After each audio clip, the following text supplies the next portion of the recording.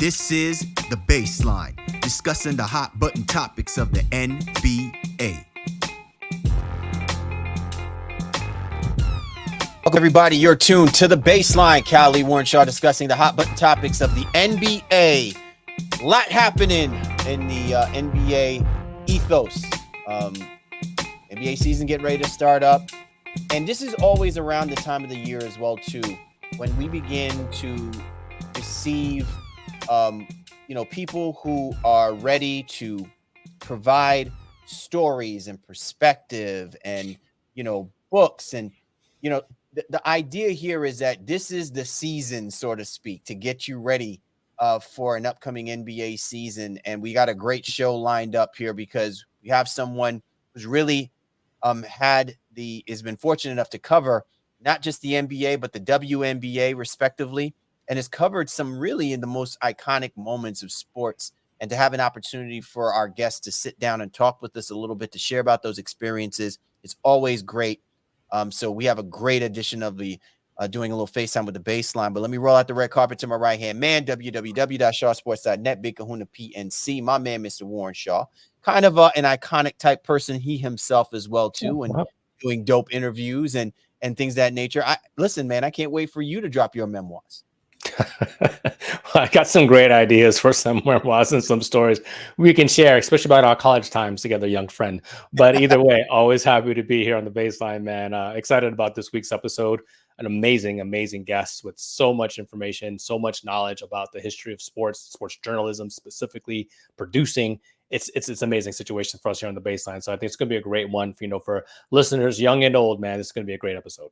Absolutely. So in a few moments, we are excited to bring on, he is a 10-time Emmy Award-winning sports TV producer. Robert Steinfeld will be joining us here. He's getting ready to release, or it's actually been released. The book is called 321, We're on the Air, an inside look at sports television journalism and gender equity. He's going to be coming on board, not to just talk about the book, but also to share some great stories and experiences that he's been through in over 5 decades of being one of the premier TV sports producers who's covered some of the most iconic moments of our time in our generation of learning and appreciating sports and sports entertainment. So we cannot wait to have him, hop on board and do a little FaceTime with the Baseline. As always, be sure to get at my man Shaw at Shaw Sports NBA, or get at me at Gay Face Lee. The show's Twitter handle at NBA Baseline, available on all the major platforms. You can go to www.thebaselinenba.com to check us and all of the great episodes that we've been able to lay out for you. And as always, if you catch us on the YouTube channel and you see the blue and white logo, that's the 19 Media Group family. Baseline be running with the 19 Media Group family. They run the content streets, man. 19 Media Group. Go to www.19mediagroup.com. to not only check us, but the great family of content creators out there that are producing a whole lot for your listening pleasure. All right, coming up, we're going to do a little FaceTime with the Baseline with our special guest, Robert Steinfeld. But first, are you ready to elevate your fantasy sports experience? With Prize Picks, you can win up to 100 times your money. Imagine turning a $10 entry into a whopping $1,000. With all the sports taking place right now, there's no better time to get in on the action. If you're looking for promotions, Prize Picks has got you covered every week, from lowering select player stats projections on Tuesdays to help your lineup hit, or getting your entry fees back if you have a losing lineup on Fridays. Football is back, and both women's basketball and baseball are marching toward the playoffs. Prize Picks is the best way for you to mix and match your selection across sports. Shaw and I grew up playing baseball, so we love to mix in a little variety with our picks from America's pastime. Picks like players like Bobby Witt Jr., the Kansas City Royals, about to enter the playoff picture. Asia Wilson, which is WNBA, is currently in the semifinals. And Tyreek Hill, playing for the Miami Dolphins. You could win up to 100 times your cash watching them ball out. And for those who love a quick win, Prize Picks is the way to go. You can make your picks and submit your entry in less than 60 seconds. Plus, with quick withdrawals and an enormous selection of players and stat types, it's no wonder Prize Picks is the go-to app for fantasy sports. So what are you waiting for? Download the Prize Picks apps today and use promo code CLNS for a first deposit match up to $100. That's right. Prize Picks will match your deposit and give you more to play with. Remember, with Prize Picks, it's as simple as picking more or picking less. So let's get those entries in and watch the winnings roll. It's that easy. Don't forget to use promo code CLNS to get your deposit match, and stay tuned for more basketball insights right here on the Baseline NBA podcast. Let's play and win together with Prize Picks. Coming up, Robert Steinfeld joining us here, doing a little FaceTime with the Baseline. Don't go away. Time now to do a little FaceTime with the Baseline. And we are super excited to have on board with us an individual who we never often talk about how sports entertainment means, on the grand scheme of things, for us to be able to really appreciate what we're seeing, how we're seeing it, how it all comes together. I think in a moment in as we live within watching our favorite teams participate, or maybe not your favorite teams participate, we don't take into consideration everything that goes into it. But the gentleman that we have with us here has been a part of it. He's lived and breathed it for over 5 decades. He's a 10-time Emmy Award-winning sports TV producer, and his work has cultivated our generation of being able to appreciate sports in its greatest moments, specifically in the area of the NBA. And he's also been fortunate enough to help curate the landscape of what we're now seeing as a growing sport in the WNBA. And he is really, in our way, he's privileged us with the opportunity to release a memoir that captivates, that captures what he's been able to see, what he's been able to help produce and curate over his time as being a sports producer. We have Robert Steinfeld here joining us, who's getting ready to release his book. It's called 321, We're on the Air, an inside look at sports television, journalism, and gender equity. Robert, thank you so much for hopping on board with us. This is something I am actually really excited in having an opportunity. I'm sure Shaw will speak to this as well, to have someone like you on board to really bring us on the back end of what your eyes has been able to see, what your hands has been able to help produce in our appreciation and love for sports. Well, thank you for having me on the Baseline podcast. It's a privilege for me to be here with you guys, and thank you very much.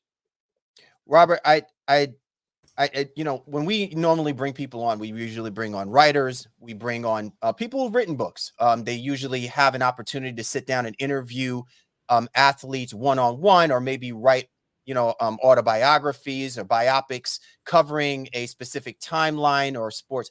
But you are responsible for what we see and what we capture on TV. You're also responsible for what we see and understand in the dynamics of what sports entertainment looks like, specifically with the NBA and also with the WNBA. So my first question is, how did the career of being a sports producer come to pass for you? What took place, and what made you specifically hone in on really capturing what you've been doing with the NBA and the WNBA respectively? Well, I'm one of the privileged few, and I really don't take it for granted that I knew what I wanted to do when I was in 4th grade. I set my sights on getting a hard journalism background. I was fascinated with television. I was attending the ABA games back when the Dallas Chaparrals. Growing up, we didn't have an NBA team. We didn't have a Major League Baseball team. But, I knew back then in the 4th grade, I would go down to Channel 8 studio, the local ABC affiliate, and I would go down to the studio. I would take a bus from North Dallas when I was 12, 13 years old, and I'd sit in the studio with Vern Lundquist, who is the local Channel 8, anchor.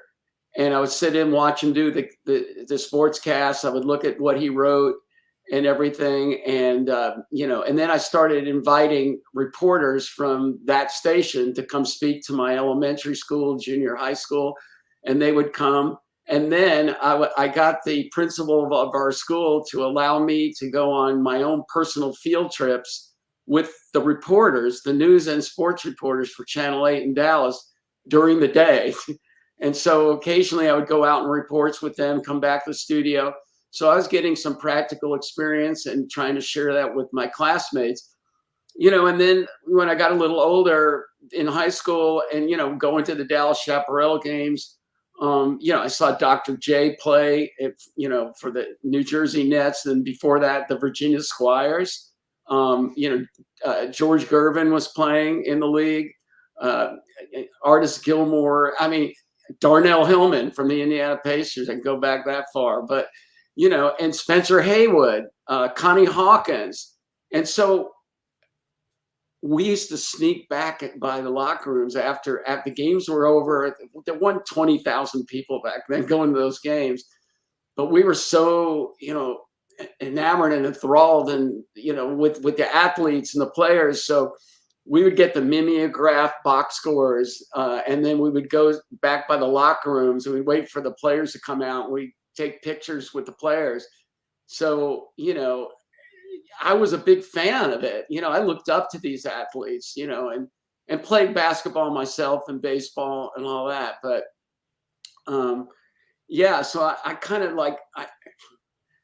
I'm a fan of the games, and now I get paid for producing them. I mean, it's to me, I do a lot of work and I do a lot of preparation for the games, but it's not like work. It's fun for me. Even at this point, people are saying, well, why don't you, think about, when do you think about retiring? What am I going to do? I'm going to be watching sports. It's like, what was I doing yesterday? I was watching the Texas Longhorn game. It's like, I might as well, if I'm going to be doing that, I might as well be getting paid for it. Right. So, yeah. So, so I still, to this day, what I do before each WNBA or NBA game that I work, I go out in the court while the players are warming up, and I sit usually on one of the benches, and before all the players get there, and I just sit there and I look out in the court and I say, how blessed am I and how wonderful this is, and I don't ever take it for granted. And I tell this to some of my crew people and aspiring journalists. I say, there's only 30 jobs here. In the WNBA, you got 12 teams, and I'm executive producer of one of them. And, and I work for the NBA still, now working, as a court administrator and timeout coordinator. I'm working the Spurs Dallas game on the 24th of October, center court right there, and I'm the NBA rep, so I got to make sure a lot of things are happening. And I wrote about that in the book. And I don't take that for granted. This could be your last game, like an athlete could say, it's like, so I love it. And so that's how it pretty much happened. I wanted to do it. I blazed a path for myself. I didn't have anyone helping me along the way, like some people do. And there's no knock against that. You do whatever you can to use what advantages you have. But I had to kind of do it all on my own, and I'm, and I can get more into that, when I got into to Texas, and my first assignment was covering the Texas football scrimmage. And in my book, I have a little clip in there the title of the story was Campbell rushes for 3 touchdowns in his first scrimmage. So I covered Earl Campbell's first ever college scrimmage because the Tyler Rose and I were freshmen the same year at the University of Texas. So, I mean, you just make your career what you want it to be. Robert, I'm going to tap in here, and only from the aspect of so the book 3-2-1 we are on the air, right? So you've even in this short time taken us through years, numbers of players and personalities within the sports space that you've been able to interact with, right? Yeah. So when you now decide, hey, I'm gonna write a book per se, the process of how do you condense that? How do you decide from Julius Erving to Earl Campbell to Asia Wilson now in the WNBA? How do you condense those stories into basically one book? Yeah, well, I believe each one of those people that you mentioned is actually in my book at some point. Yeah, Julius a couple times, Dr. J. But and there are some stories and chapters that didn't make the book. I mean, I've had, you know what it's like when you write books and you have editors and you have all this, you know, and there's a few that didn't, but, you know, that can make something future down the road.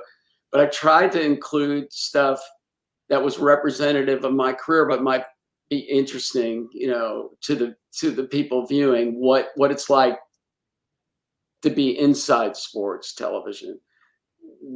You know, there's lessons too in there that I try to pass on to aspiring journalists of things that I've learned along the way so that you don't make the mistake. Basically, it's a blueprint on how to become and be in this sports television business, or any business, really. I mean, a lot of it is passion, determination, and persistence. You know, it's like, especially in this field, there's always someone that wants your job. I mean, I know it. Some people have even told me that, you know, it's like, so you better be really good at what you do at this level. You better be passionate and knowledgeable, and just give it your best shot every day. I don't just produce a telecast. I produce a show. That's the way I look at it. And so I try to, you know, put that in my book so that you can see there's some people that have read preview copies of my book and they said, man, you know, the one thing that we really like about the book is you can just tell how much you enjoy doing what you do. And it's a pleasure reading about someone that enjoys what they did, set out to do it and achieved it. And, you know, and part of it is the people that I've worked with along the way. You know, that's a big thing. You know, the people, the technicians, but the athletes too. So yeah, I mean, it's difficult to make a determination what actually makes the book. But I can tell you, as I came across certain major storylines in my book, I'm talking about over my career, I actually did journal some of the chapters a few years when they happened. And I didn't do it so much that I thought I knew I was going to write a book. I thought, well, maybe someday I want to go back and talk about this monumental moment in my career. Let's write down some of the main points of it so we can be accurate. And I think one of the major ones was the story from the 1996 Summer Olympics in Atlanta. And that was when I was hired by NBC Sports. And I actually produced 3 Olympics for NBC, 1992 Barcelona Olympics. I was originally hired to produce weightlifting and wrestling. But then David Neal, the coordinating producer of NBC, said to me, well, I've seen that you produce instructional baseball videos with Tom House, the Texas Rangers baseball coach. I had a series of 4 of those. And he said, well, how would you like it? We're going to move you over to produce the official Olympic highlight video in 1992 for NBC and Blockbuster. And we want you to produce the Dream Team 1 official video in Barcelona. So I did. And that took basically 6 months of my life off in physical recouping after that. And got to work with on the official Olympic highlight video with Bob Costas and got to know him pretty well. The music was by John Tesh. Jeremy Schaap was a writer for it. Molly Solomon is now the president, executive producer. She was also a writer on it. You're naming legends, Rob.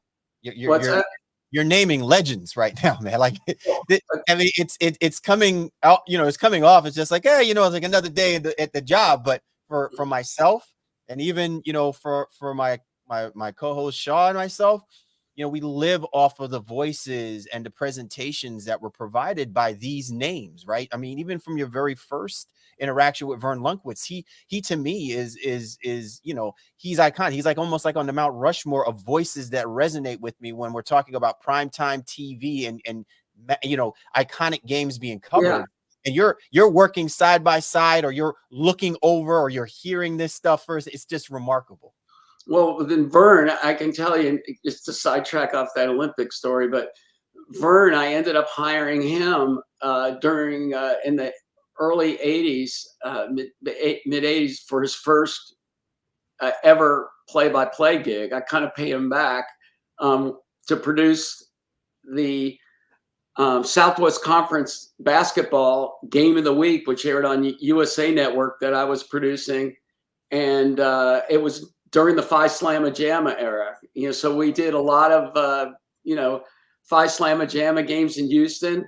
And I came up with a little gimmick called a dunkometer. So every time Clyde Drexler or Benny Anders or, anyone dunked the ball, Larry Mishaw, anyone, we'd put a little graphic up on the screen, and like it was like a 10 or a 9 or whatever.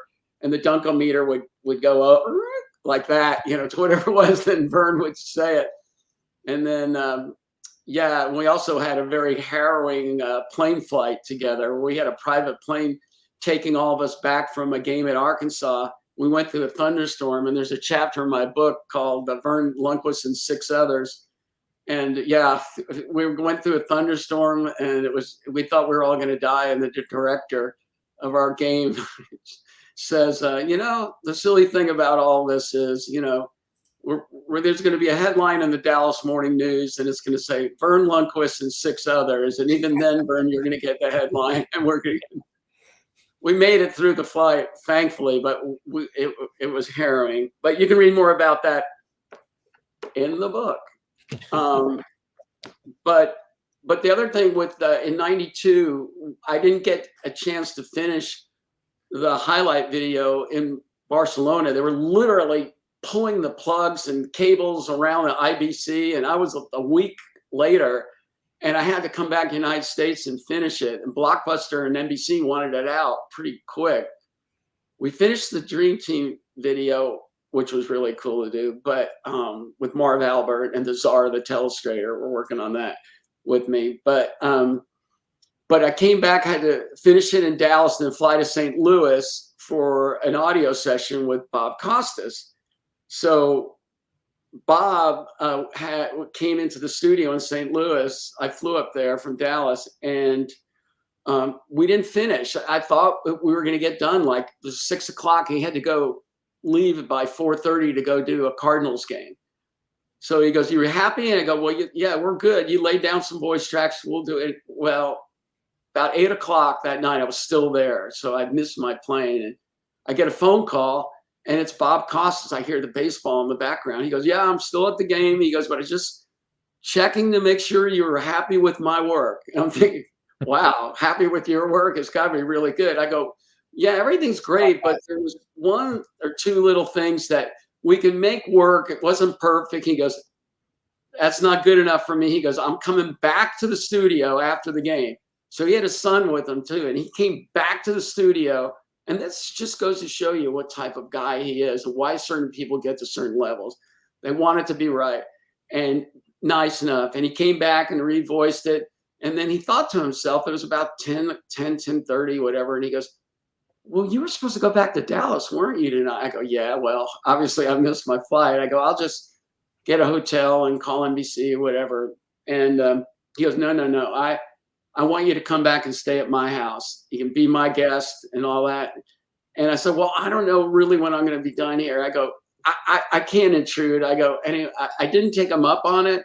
But again, that goes to show you what type of guy he is. I would have had great talks with him about the ABA because he was the original voice of the Spirits of St. Louis, the ABA team.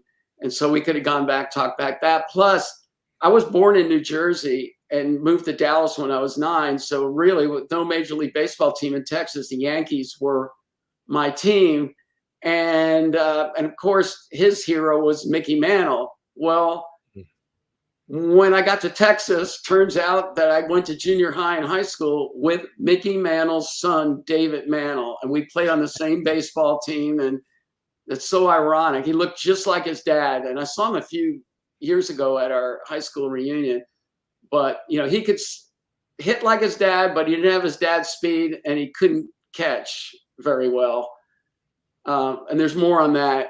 Anyway, I wrote a little bit about that in the book, but yeah. So Bob ended up being, to answer one of your questions, Warren, about how you call certain things down. I mean, I came up with a chapter in my book on the 5 superstars who you have supreme admiration and respect for. And then when you meet them, they actually exceed your expectations. It's usually the other way around you write about, but I wanted to do a chapter on 5 people, superstars, or people that I've worked with that exceeded it. So Bob was one of those 5. And, that was kind of why the reason, for that. So that was in 92. And then the 96 story was about Team USA baseball. They asked me to stay and produce the gold medal game in NBC on prime time. So I was originally hired, which I did. They gave me the best gig you could possibly get in the Olympics in 96, when I don't know why they didn't give it to an NBC staff person, but they asked me to produce the first ever beach volleyball venue, and Bill Walton was my sideline reporter for that. I'm sure that was a hoot. Yeah, because he played volleyball and he knew that, and if you look at the top of the book, he ended up writing the introduction for my book. June 2023, he wrote it, about a year before he passed away. And I wrote about that in the book. But anyway, so they asked me to stay to produce, Team USA, softball championship. It was the first year Dot Richardson and Lisa Fernandez and all of them were going to have a chance to win a gold medal. Well, it got to be the day of the show, and they stick the programming sheets under your door. Back then, they weren't emailing prevalently. And I look on the schedule and I don't see any coverage of my game. I see highlights occasionally, and so I called David Neal up and I said, David, you asked me, we have a crew, we're going to televise it. He goes, well, I don't know. I think you're feeling so strongly of it. Why don't you come to our executive meeting this morning downtown in Atlanta, and you can bring that up to Dick Ebersol. And I'm going, okay, who am I, to do that? But I did. I walked into this room. There were 20 people in this room, and it's got a square table, it's congressional committee meeting, where you've got all of these, you've got Dick Ebersol, you got Tommy Roy, you have David Neal, then you have programming people and whatever. So there's 20 people around this room, and these are the people making the decisions. And David asked me to come in there and, maybe fight for women's sports, which I have no problem for, because I was there for the semifinal game. I was boots on the ground and saw the patriotism for the USA. I saw the storylines. When you're doing a show, it's the stories that tie people into watching, not only their patriotism towards the United States winning a gold, but Dot Richardson put her career as a doctor on the side for a year while she's going for this, and in the sunset of her career. Same with Lisa Fernandez. It was going to be maybe their last time to do it because they didn't have an opportunity before. And people are so enthusiastic, there, and so and I thought they would win. So I go into the meeting and I'm thinking to myself, okay, this could be the end of my career with NBC, to try to stick up, because Dick Ebersol did the primetime schedule with Tommy Roy, I believe. But so he's going over the minute-by-minute schedule. And then we get to 9:45 p.m., 30-second highlights of Team USA if they win the gold medal. And then I go, okay, here I go. I raise my hand, and he looks at me. I'm not sure if he knew who I was. He recognized me as a producer or something. But then he said, he looked at me. I said, well, Dick, this is everything that you talked about in the preseason. I mean, the pre-meeting, patriotism, the viewership, the women's sports, and the going for it, and I'm like really enthusiastic about it. And he looks at me and says, "It'll be 30 seconds of highlights of women's softball if they win." Okay. And they move on. And I like shrinking like the cartoon Fred Flintstone. It's like, no one's looking at me, but I know everyone's looking at me. If you know that feeling, it's like they're not going to.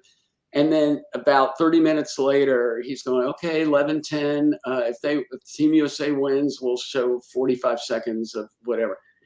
I go, "Okay, I'm going to have nothing to lose. I'm going to raise my hand one more time." And I pushed for the women's softball to get in prime time, gave him all the reasons again. And he says, he said, "I believe Bob Costas can do really well with that." And that was it. I have no argument at that point. I felt really bad. I felt good that I stood up for women's softball. But as I was leaving the room, an executive, a female executive, came up to me as we were walking out. And she said, "I just want you to know that virtually everyone in the room agreed with what you were saying. It's just at NBC, we don't disagree with whatever decision Dick makes." And I said, "Well, I wasn't my ambition." And that made me feel better, actually, because they agreed with what I said. But and I tried to say to her, and also I sent a note to Dick afterwards and said, was not trying to second guess what you were saying. I was just boots on the ground. I saw what it was, and I was just trying to give you an opinion of someone that was actually hired to be there to produce that game, that I didn't want NBC to miss out on that opportunity." And what it ended up turning out, they won. Dot Richardson hit the game-winning home run. The venue went crazy. They won the gold medal. The next day, the New York Times, the Tampa Bay Times, the Atlanta Constitution-Journal, they all had stories in there about NBC missed the boat by not showing any of that game. And that people were coming up to me because I hadn't left Atlanta, saying, "Well, isn't that vindication? They knew I was supposed to say it." I said, "No, not really. I mean, I know it. That wasn't my point. I was not trying to be, a devil's advocate there. I just felt that was an opportunity that we shouldn't have met." And then finally, about a month or two later, Dick was interviewed by the Atlanta Constitution-Journal, and he said that of any mistake that he made at the Olympics was not showing the women's softball and even a portion of the women's soccer. So yeah. So on that point, Shaw, I know you're gonna jump in a second, but to your point, Robert, it's interesting again from your perspective what it was that you were trying to emphasize in that meeting. What you were getting them to understand is the magnitude of where we are in our ability to appreciate what could be a significant moment in sports, even just on a purest level.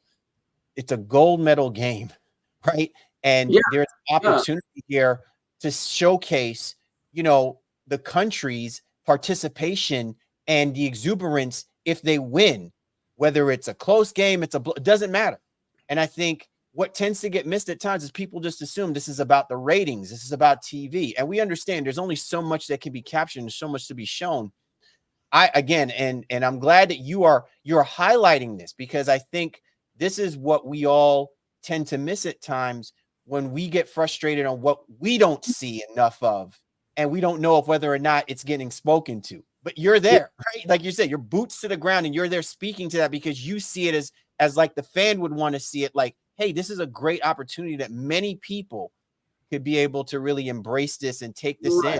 And who knows what this could have done. I mean, now girls softball, professional softball is elevated because of, ESPN and some of the major networks are chiming in and grabbing a piece of the pie. But that could have happened some 30 years ago, a lot sooner, if moments like those are being captured.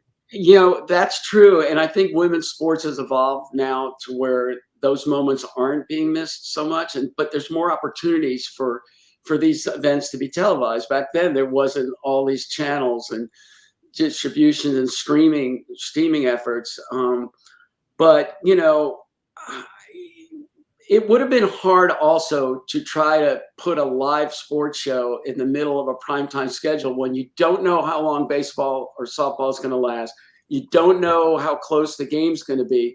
But I've worked enough Olympics to know where you could have seen that it was happening and dumping out of perhaps, the Olympic gala, which was, or one of the other sports. I think there was some weightlifting or something, but things could have been moved around where you could have shown the last whole inning of the game virtually. It didn't even have to be live. It could have been virtually live, 15 minutes after it happened, or 30 minutes, or showing the climax of like the last 2 or 3 outs of the game, the 9th inning. And because like what the Tampa Bay Times article said was, you saw afterwards, they showed the actual, the medal presentations, and you saw the girls and the emotions there.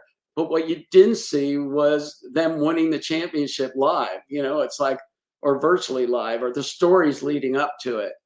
And that's the point. And I've really been involved in women's sports since the beginning, since I was like, for me, beginning, back in college, covering the women's basketball team at the University of Texas when they're playing the AIAW. They weren't even an NCAA yet at Texas. And, the women's tennis team, and, now being the executive producer of the WNBA Dallas Wings. But I also produced the first season of the WNBA for ESPN and for Lifetime. So I've been involved with the league since the beginning, and produced the first 2 ever Commissioner's Cup championship games for the league. So, I have a very strong attachment, in my mind, to both the WNBA and the NBA, having worked in the NBA since 1980. Robert, well then let's just, as you transition in there, I think it's a great opportunity to kind of capture some of the momentum that the W has captured, especially this season, but in the seasons kind of leading up to where we are right now. Your overall thoughts on the evolution of not just the W, but women's sports in general. And as you alluded to, you touched on it, right? There's more ways for everybody to have those touch points, for all sports to be captured, whatever it is, via streaming, all the different channels and cable networks that are out there, specifically. But as a person who's been a champion for women's sports specifically, what have been the biggest strides, in essence, in the overall coverage and the exposure that, the ladies have been clamoring for, have deserved for the longest of time, but why is it now actually coming into play? Yeah, well, it's not really there yet. I mean, everything's not equal yet, but it's so much better than what it was. It's like, you could look at, WNBA salaries and see what they are, compared to, the NBA salaries, but you can't make an argument about equality as far as like, the NBA has such a high television rights agreement, and they just made a new television right agreement that includes the WNBA. So the salaries are going to get closer, but it's going to take time. The NBA has been around way longer than the WNBA, since the mid 90s. It took the NBA a while, to get to where they are. So let's give the WNBA time, and they deserve higher salaries, WNBA players, and they're going to get it. It's like, I mean, we literally have charter flights now in the WNBA, and I was able to, be with the team in Indianapolis when we televised Caitlin Clark in the Dallas Wings game about 3 weekends ago, and then we flew back right after the game, on the Delta charter, which is nice. So the players don't have to go through, airports anymore with security and everything, and I think that's a good thing. But I mean, like, you can literally, like, I've got some, figures here.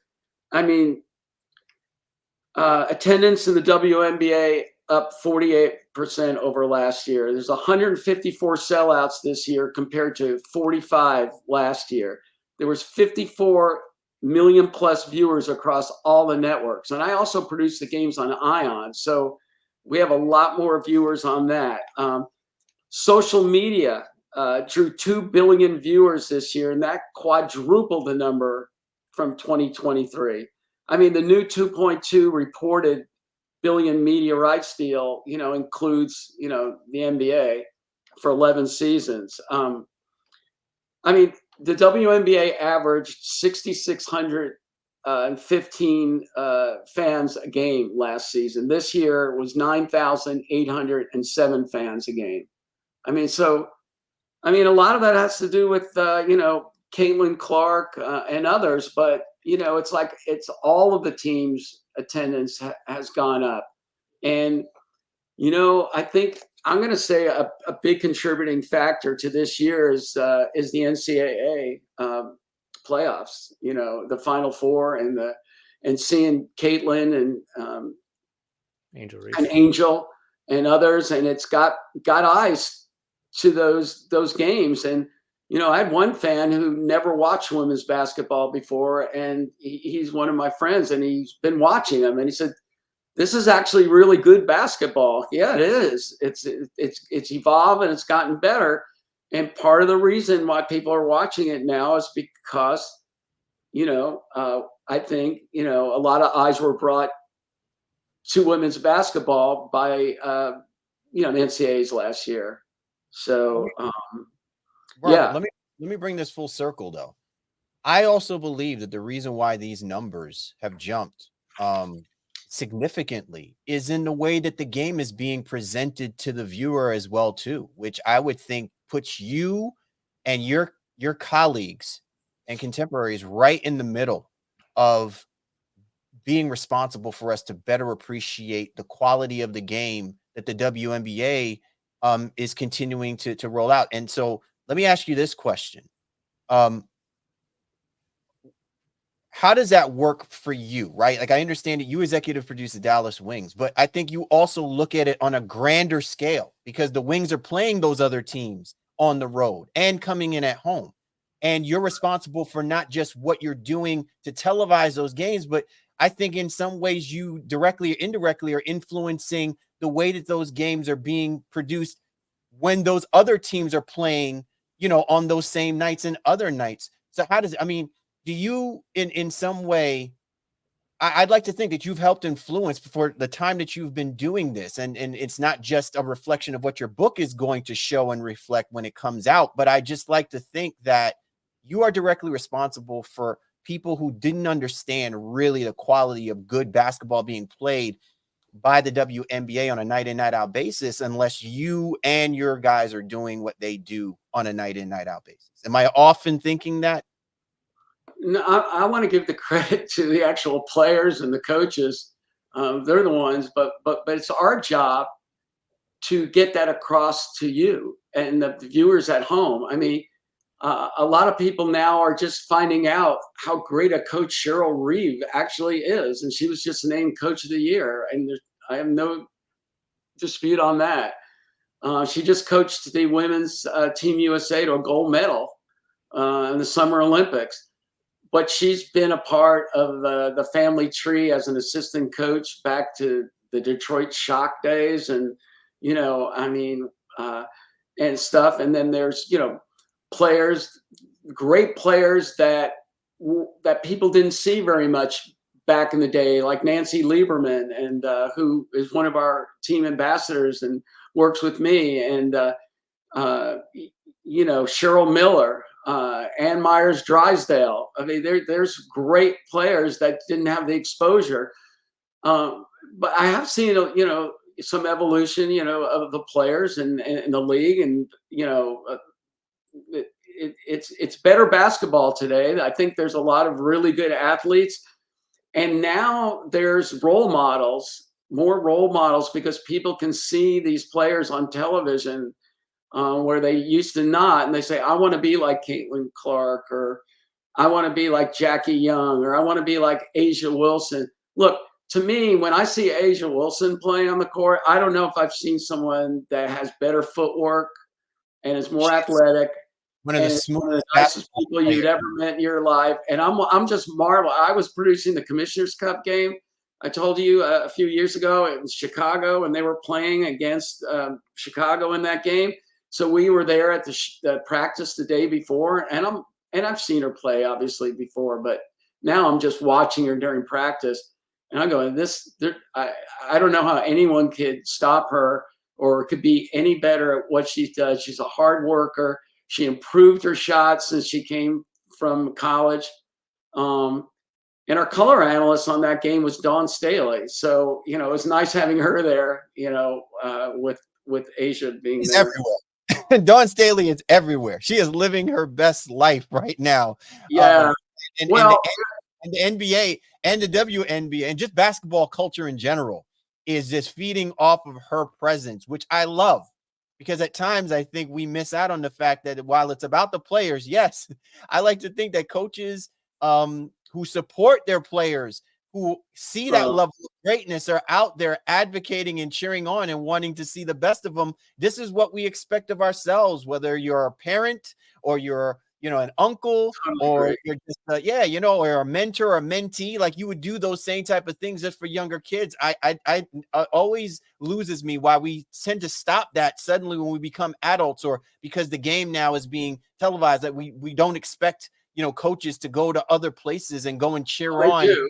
Yeah. And we show that, that, Cal, we actually, like, during a game, and we have a camera meeting, and our director basically goes over the camera signs, and then I talk storylines, and I always find out in advance what celebrities are going to be there. And I say, okay, we anticipate, Dawn's going to be there because we have a few South Carolina players in our game, or we have the Baylor coach coming up because there's some Baylor players, or Kim Mulkey from LSU is coming because, and we want to know, we find out from the team where they're sitting. Or, another story, it's like, one of our players' sister, Emma, flies in from Ohio and watches her sister, who she looks up to so much, and she's jumping up and down and in the stands. Well, that's great television. It's like emotion, and it's like family, and it's like, so you want to get that across. When we find out somebody's parents are going to be at the game, so we find out where they're going to be too, and our announcers will talk about them. So I think that's it goes back to what I was saying earlier, but we don't just produce a telecast. Anyone's going to be happy if you have camera one with the score bug up, that everyone wants to see what's going on. They want to know what the score is, but we give more than that. It's like, we want to tell you a story, and we want you to come back, and you'll be more interested in the player and the story if you get to know those people and what they're like and what they stand for. And, and again, we love the fact of showing whatever the culture of the teams are and stuff. And that's really important. As you know, if you played sports, defense and culture are two things that are going to help you win championships. If you don't have that, it's going to be really hard unless you're so much more talented than the team you're going to play, or if the actual final was in the semifinal and not in the championship, if you know what I mean. Sometimes the best game, like, for example, I mean, I'm not going to discount what's going on in the Connecticut-Minnesota game, because I think either one of those teams could win their semifinal series beginning today, but Las Vegas going for a three-peat, and, the New York Liberty, whom most people can't believe that the New York Liberty have never won a WNBA title. They've been in the final 5 times, but I believe they have the best shot because they've got home court advantage against Vegas. But you never know. So, so I guess you can tell I'm kind of excited about the WNBA championships, and not just, I'm not producing these games, but I'm going to be watching them. No, as rightly so. Joe, go ahead. Robert, I think, if anybody's listening, watching, hearing you speak, they can tell that you're a humble individual. Your book is kind of an ode to your career, the people that you've worked with in said career. and a lot of the successes in that as well too. But I'm sure, as we are, in this, there's going to be some mistakes. So, and that from those mistakes, what great lessons that come of that. Can you share with us maybe one of the biggest faux pas that you may have had within your career in producing and working with all these different athletes, and kind of what you learned from that so that you would be better the next time out? Yeah, I think the one thing I actually wrote about is that when I started out coming out of college and I was working with ABC Sports on the top college football game of the week, the NCAA game of the week, because then there was nobody else that could televise it. They had the rights. And when I was in college, I actually wrote a story about why college baseball is not televised. And I had all of the networks contacted. And I ended up getting a pretty good relationship with ABC and started gophering. And, while I was in college, working college football games. And they ended up having me work the national games after a year or two, while I was in college. And then when I left, I was still working with them, for a little bit. But when you're working in that kind of environment, there's there's a lot of intensity and a lot of hype, and it's a little different than on the local level where you're very energetic and everything. But what I found out when I came to move to Dallas and working in another environment, that kind of like intensity didn't go over so well, locally, and it's like, and part of that is that, with ABC and those other networks, you had a lot of staff people that were working with you, people you work with all the time. And, I had to learn how to temper myself and, a little bit and learn how to, work better together with people. So that was one thing that I needed to work on and did. Good. Well, here's an interesting question for you on top of what Shaw just alluded to in your profession, Robert. What is something that you still struggle with? And when I ask this question, what I'm asking is it more so like, for all that you have been able to achieve and accomplish thus far, and obviously you're still doing it, what is the one thing that I guess, I don't want to say irks you, but what's the one thing that still concerns you that maybe from your perspective, we have not gotten in a better place as it pertains to where you see things covering the NBA or covering the WNBA that you'd like to see more of? We're not seeing enough of it, but you want to see more of it. Okay. Well, I would like the WNBA games right now to have a little more minimum production requirements as far as the number of tape replay sources, maybe more cameras, and other, things in that nature. And the budgets aren't really there yet. But, the people at home, it's like, that's the people, they're seeing what an NBA telecast looks like, and our WNBA telecasts look really good. I would just like to get them a little bit more production budget and dollars behind that, so we can provide more angles, and more replays more efficiently. And that. So, and I think it's coming. I can see it, but that's the one thing that that I would like to be enhanced. Robert, what's your perspective when it comes to regional, I guess I don't want to use it, maybe I'm making up my own word, television, when it's televised from a regional perspective to what we see from national? Is there more flexibility? Is there more where they allow you to do more to help really put more emphasis on what you bring out from a production standpoint than what you feel like tends to happen when you're working with the bigger networks, the NBCs, the ESPNs, and so forth and so on? I was really curious about because you've been on and you continue to operate within both of those spaces as well too. Yeah, I mean, the really difference in producing like a regional game and a network game, and sometimes we actually produce a network game with our production crew, like when we're on CBS Sports Network, a WNBA game or an ION national game. But generally, when we're producing a game that's just on Bally Sports Southwest, for example, or whatever regional network it is, we're the network of the home team, so we're going to be televising with more of our storylines, and, we're going to be enhancing our stories. We're also going to talk about the other team, but when we do a national game, then we're a down the middle show. We're providing equal to both teams. We're not being a homer. We know our stories better, but we also do lots of research, especially the talent,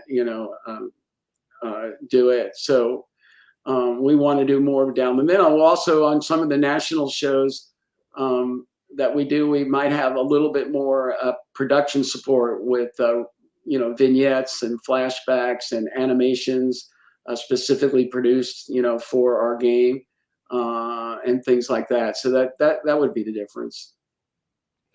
Robert, my final one for you. You've touched on so many great topics, so many great eras of sports in general, not just basketball.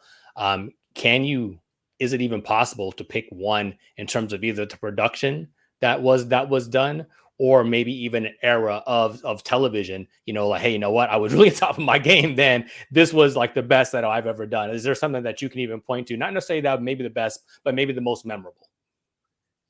Yeah, I think the Olympics are pretty much the most memorable. Like doing 92, like I said, in Barcelona, in 96 in Atlanta. I also worked in Athens in 2004 for NBC Sports. Those are big games and everything. But what I really enjoy a lot about producing through the years is all the friends and the people you work with along the way, and the family atmosphere. Some of your crews, you do things together, you go out, and like I worked for the San Antonio Spurs for 23 years.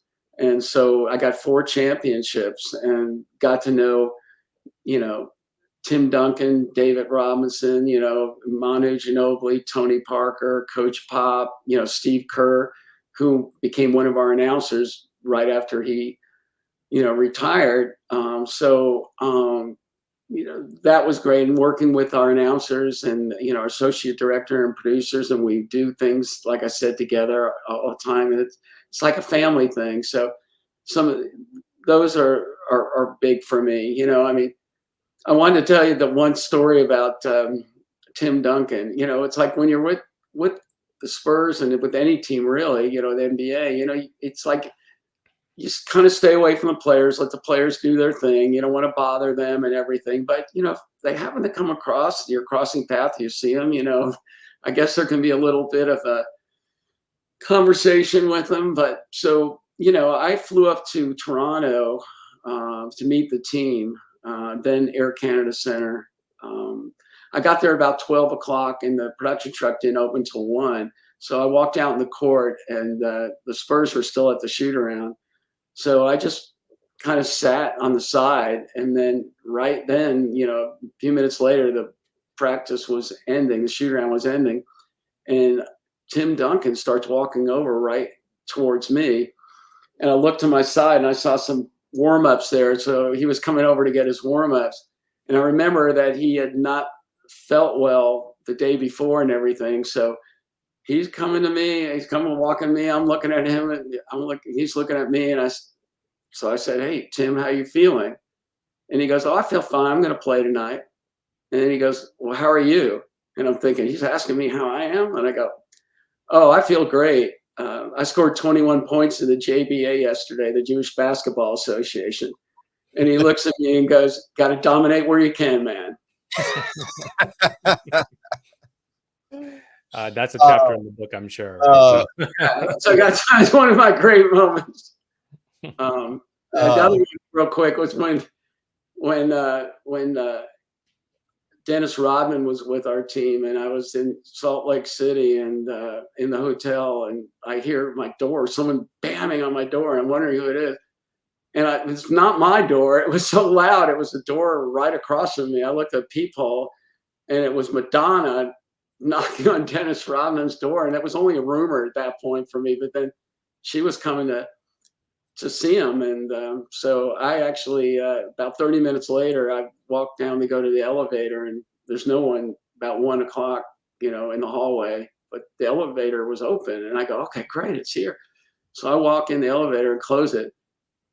And it turns out it's me, Madonna, and Dennis Rodman in the elevator by herself, and they're having an argument and stuff. And I'm like a fly on the wall, and I'm going. They ended up going down and then leaving. But yeah, you get some of that, little funny little stories like that along the way. And who knew? It's foreshadowing for now. Only murders in the building. Yeah. In the book, I actually wrote a little bit about that. Dennis says, I quoted from his memoir something about, he says, I guess I was the bad boy of that era, and she kind of liked bad boys, so he was the it guy at that point. But yeah. All right, Robert, I cannot go because we had said that I wanted you to speak to this. One of the things that is also pretty cool is you give people an opportunity to see you, to get to know you, right? Like, it's more than just you giving the stories. So I need you to speak to why people call you Dr. Steinfeld when you do not have I don't believe you have a doctorate's degree, right? No, people say people say it's a doctor of fontology graphics, because I came up doing graphics, but that's not really where it came from. But no, it was when I was actually a writer for the Dallas Times-Herald. This is kind of out of college while I was getting into working, right before I was working for the Mavericks and right before I was working for ESPN and stuff. Well, our managing editor of paper would call up on the loud. They would have like the speakers in the newsroom, and if he wanted someone to come to his office, he would say, like, Dr. Steinfeld, come to Dr. Johnson's office stat, and so now, like, when you answer your phone, you think you don't know if it's internal, whatever, you would always answer it like Dr. Steinfeld or whatever. Well, what happened was now I'm starting to work for ESPN and the Mavericks and people. And so I'm answering that. So now that's how it started. And even to this day, people still call me Dr. or Dr. Steinfeld. You mentioned the fact that Joel Klatt actually acknowledged you as such. Yeah, you actually can. It's real quick. He goes, I stepped into the booth for my first college football broadcast, having no idea what I was doing. Thankfully, the voice in my headset was the doctor himself, Bob Steinfeld. Bob's level of preparation and leadership is top notch and continues to drive me to this day. Reading 3-2-1, we're on the air, brought me back to that day with the rush of excitement I felt then. This peek behind the production curtain is a must for anyone that enjoys watching their favorite sports on TV. Joel Klatt, lead college football analyst for Fox Sports. Robert, final question, man. What do you want people to take most from the release of your book? I know sometimes, and you had mentioned this earlier in our conversation, that, you didn't go in thinking, that you were going to put a book together.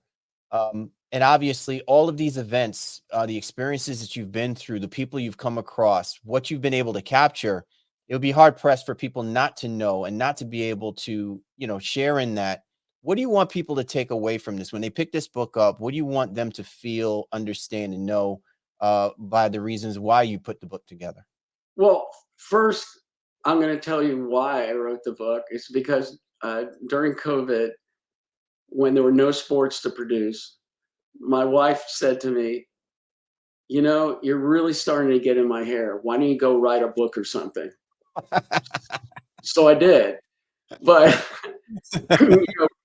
seriously, Though, I mean, who am I? Why would anyone want to read this book? I'm not like someone that you really know. People in the industry know me and everything, but you don't really need to know who I am.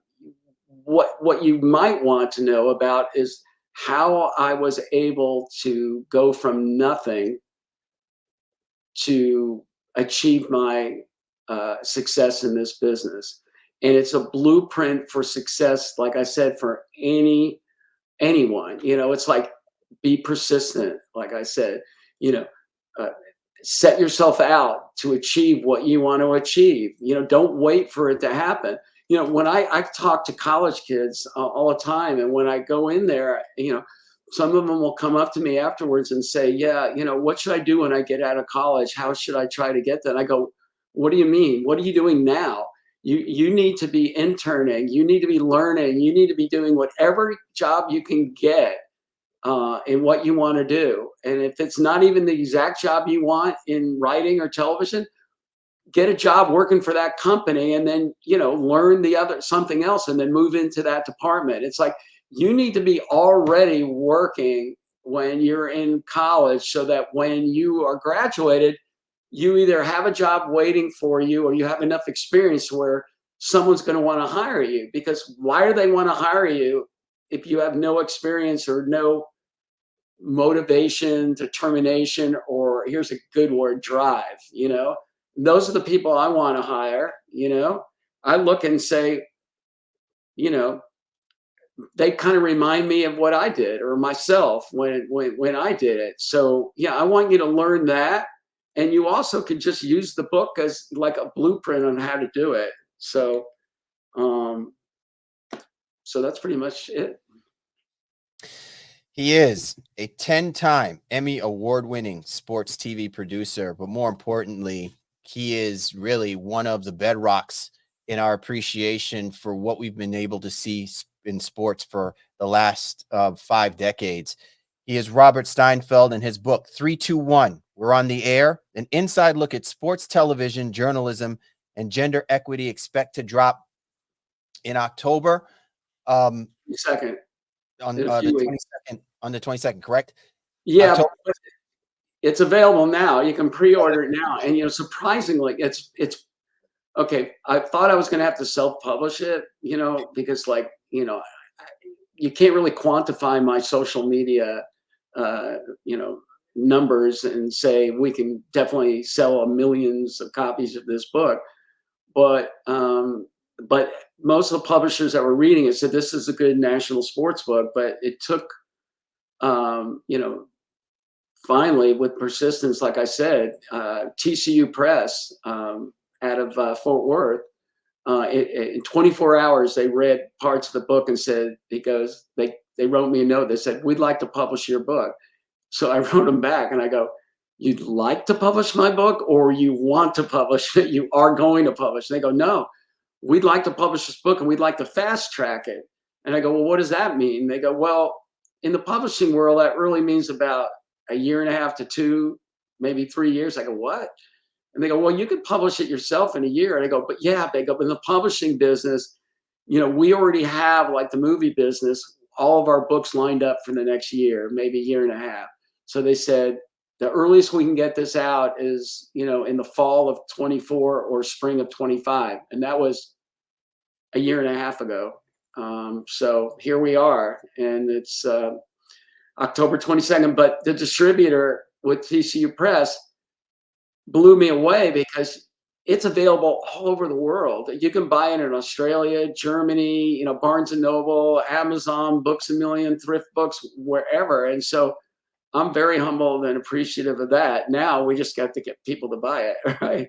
That's if they don't know it's there, they're not gonna buy it. But with all the testimonials I have, and I didn't do them just to name drop. I put the people that you and I talked about, wrote really nice blurbs, even on the back cover, Costas, Ann Myers Drysdale, Jim Nance, Vern Lundquist, Joe Posnanski, the author. I moderated his book fest in Dallas last year, and so as a favor back, he read my story about coming up with the Cal Ripken A-Rod switch in the 2001 All-Star game, which was my idea, by the way. And I have that on tape. So that's a big story. And he loved that.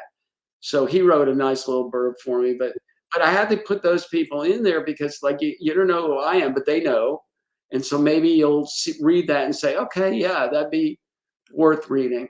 So, and having you guys here today, that's a good appreciative note from me too. I don't take that for granted. Thank you. Well, Robert, you have no idea how much we appreciate you taking the time out to hop on our show and to not just share the stories, but also, share your perspective. Your knowledge to me really helps a lot of people not just understand about how sports connects itself to us from what we just cover and talk about, but also from a life perspective as well too. Because to what your point is your book is a blueprint to show people what it takes for you to go out and to do what you love, and to be able to succeed at doing it. And I think that's one of the things that we all struggle with at times. We may be doing something, but we don't know if whether or not we love what we do and what we would need to do in order to put ourselves in the best position to love the things that we're doing, and for that to, be shared and you'll be able to receive it in kind as well too. And you are, living proof of someone who's been able to achieve that. And again, we appreciate you jumping on our show and having the opportunity to really talk about what to me I think is a phenomenal book that we, and I'm sure our listeners, cannot wait to pick up a copy of, and be able to really soak in, probably for themselves, moments that they can relive and probably didn't realize that they were a part of, simply because you were there to help make it all happen. Yeah, I appreciate it. And I will be going on a mini national book tour.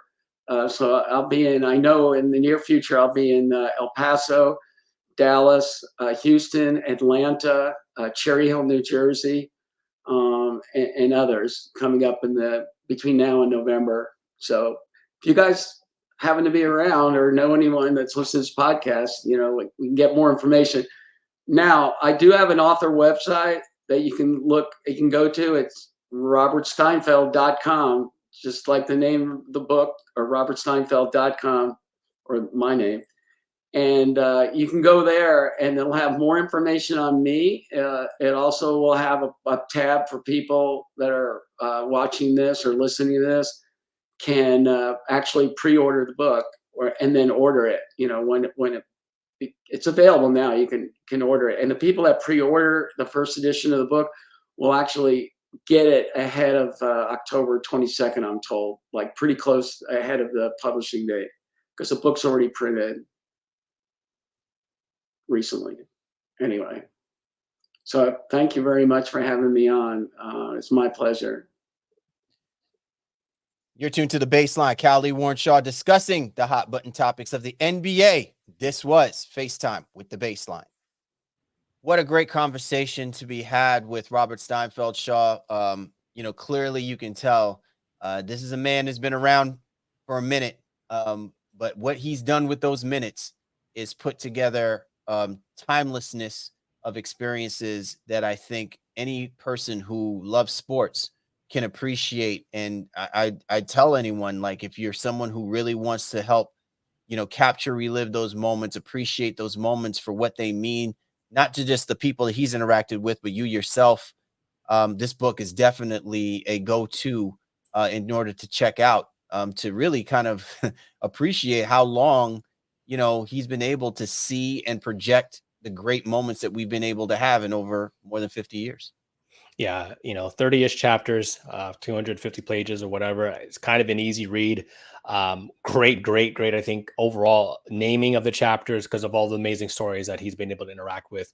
But if there's one thing that I took from the conversation we had with him, was just the proponent that he has been, I think, for the production of women's sports, not just basketball, but women's sports in general. And that's something that, here on our show, that we are a big fan of, never trying to marginalize anybody, but wanting to make sure that our sisters, if you will, are getting the proper shine in all areas that they deserve and that they've ultimately earned. So I'm really excited about his book, that release. I hope people will definitely be picking up, copying it. Make sure you do read it, and comment comment on it, where appropriate, so that you get traction going on that. Robert is an amazing individual with a lot of knowledge here, but has done a lot of great work to help people, but a lot of women specifically in the world and the aspect of the sports atmosphere. Yeah, and another thing that I think I took away from this is that he represents what I think we all represent when you love something, and you are passionate about something that you'll do whatever you want or have to do to continue to be in the center of it, to be a part of those experiences, and you see that and you feel that, and I think that's what his book truly represents. It's not just a blueprint of just covering sports, but it's also a blueprint of covering life as well, too. And being able to appreciate those moments. And when the time presents itself, maybe it may be better that you keep those moments to yourself. Maybe you only share with a couple of people. But we were fortunate enough that he felt, and his wife also felt, that it'd be necessary that he shares those moments with us, and to everybody around the world. And I think this is what helps us continue to move the story forward. This is what helps us to continue to talk about it, to tell the tale about how sports is being captured, not just in our eyes, but in everyday lives, everyday eyes of the person that lives through it every single day. And I appreciate the fact that he took the time and the effort and the energy to really help culminate something like this and to make it available. It's just really great, that there are people out there who still believe that the book, the power of the pad and pen still resonates, even though he himself is someone who utilizes television to help tell the stories of sports. The fact that he still goes to the OG style of things to maintain that is so credible, so important in our day and time right now. Yeah, couldn't say it better myself. Make sure you cop that joint, man. 321. We are on the air. Robert Steinfeld, an amazing person in general, but now adding author to the many titles that he has, within his career. Absolutely. And we also encourage everyone to go to his website, www.robertsteinfeld.com, to not just only order access to order the book, but also he's doing a book tour. So he may be in your neck of the woods. And so I would highly encourage you guys to go out there, show some love and support, but more importantly, take an opportunity out there to share, to allow him to share in those experiences like he did with us today. Once again, for the Baseline, we appreciate all of you guys for hopping on board with us this week. Callie, Warren Shaw, don't go too far, man. We got a lot of stuff to cover with the NBA happening. The NBA tip-off is happening in a couple of weeks. We got previews galore. So much happening, man. And again, we appreciate everybody for hopping on board with us. For the Baseline, Callie, Warren Shaw, we appreciate you guys. We do. And we'll catch up with you next time.